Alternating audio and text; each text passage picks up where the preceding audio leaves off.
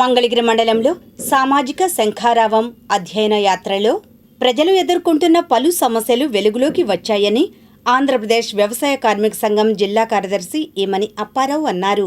ఈ మేరకు మంగళగిరి ప్రజా సంఘాల కార్యాలయంలో జరిగిన మీడియా సమావేశంలో ఈమని పలువురు నాయకులు మాట్లాడారు. అవి నిండిపోవటం, నీరు రావటం, ఆ బురదలోనే శవాన్ని పూడ్చిపెట్టాల్సిన పరిస్థితులు వస్తూ ఉన్నాయి. అలాగే కొన్ని గ్రామాల్లో అవి శ్మశాన స్థలాలు నిండిపోయి పెట్టడానికి వీల్లేని పరిస్థితుల్లో ఉన్నాయి. అందుకని మేము డిమాండ్ చేస్తూ ఉన్నాం, ప్రభుత్వం 1235 జీవో ప్రకారం ప్రతి దళిత వాడికి 2 ఎకరాలు కొని స్థలం ఇవ్వాలని చెప్పేసి, శ్మశాన స్థలం ఇవ్వాలని చెప్పేసి, దానిలో మౌలిక వసతులు కల్పించాలని చెప్పేసి కోరుతా ఉన్నాం. అలాగే అన్ని దళిత వాళ్ళలో డ్రైనేజ్ సమస్య తీవ్రంగా ఉంది.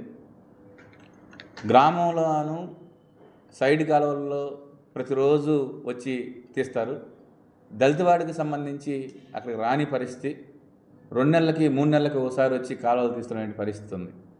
గ్రామాలన్నింటిలో వ్యవసాయ కార్మిక సంఘం, కేవీపీఎస్, అలాగే రైతు సంఘం తరఫున గ్రామాల్లో దళిత వాడల్లో సర్వేలు చేయటం జరిగింది.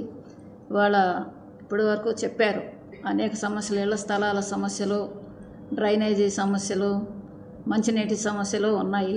వాటితో పాటు ఏంటంటే వాళ్ళ వ్యవసాయం దెబ్బతిన్న తర్వాత రైతులంతా వాళ్ళ భూమిని కౌలుకి ఇస్తూ ఉంటే, దళితులు వ్యవసాయం దెబ్బతిన్న తర్వాత వ్యవసాయ కార్మికులకు పని దొరకని పరిస్థితుల్లో ఆ పొలం వాళ్లే కౌలుకు తీసుకొని చేసేటటువంటి పరిస్థితి కొనసాగుతూ ఉంది గ్రామాల్లో.